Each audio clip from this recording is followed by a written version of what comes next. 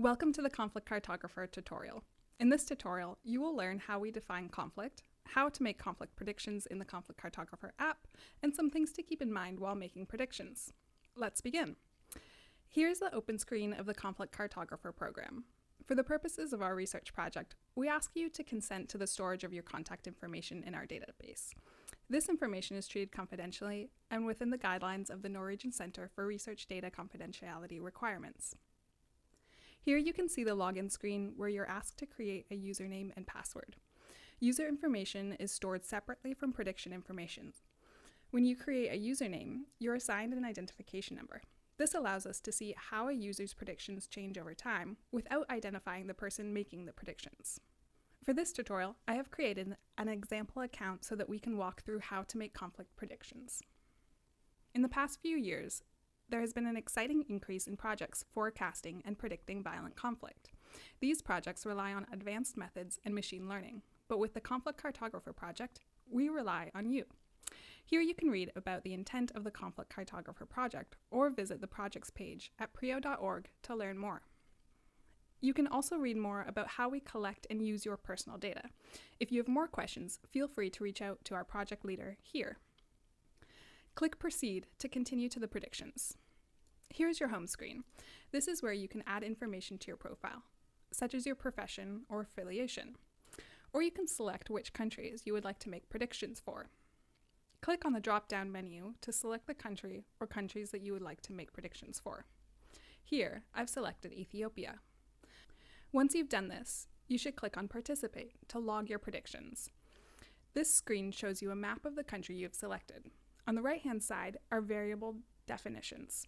When we say that we are trying to predict conflict, we mean an incident where armed force was used by an organized actor against another organized actor or against civilians, resulting in at least one direct death at a specific location and a specific date.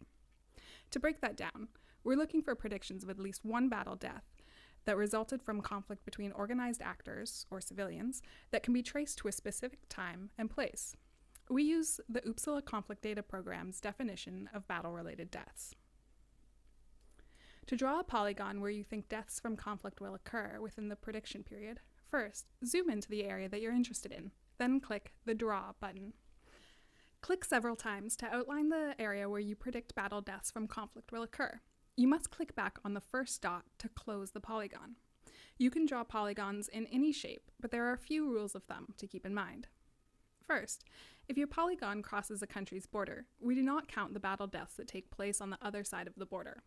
So if you're predicting conflict along the border region of two countries, make predictions for both countries. Second, smaller polygons are more precise predictions. This may affect your evaluation scores later. And thirdly, say you only make a prediction in the southern part of a country. By not making a prediction in the northern part of a country, we assume this is also a prediction of no conflict. We also ask you to tell us how intense you predict the conflict in your polygon will be on a scale of low to high in the 3-month period. Here you can see how we define low, medium, and high intensity conflict. We also ask you to state how confident you are of your predictions on a scale of 1 to 100, 1 being not confident and 100 being extremely confident.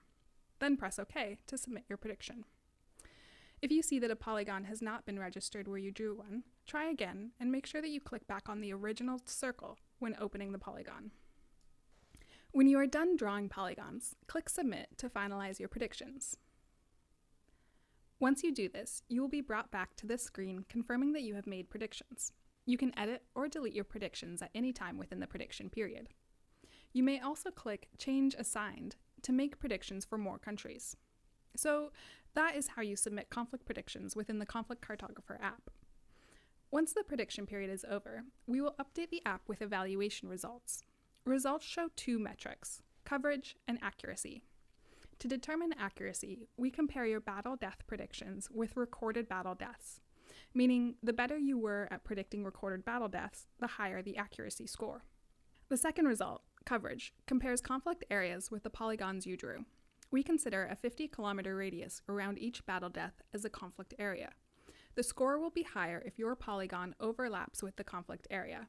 We also consider the areas where no polygons were drawn and areas that did not experience any conflict in this metric.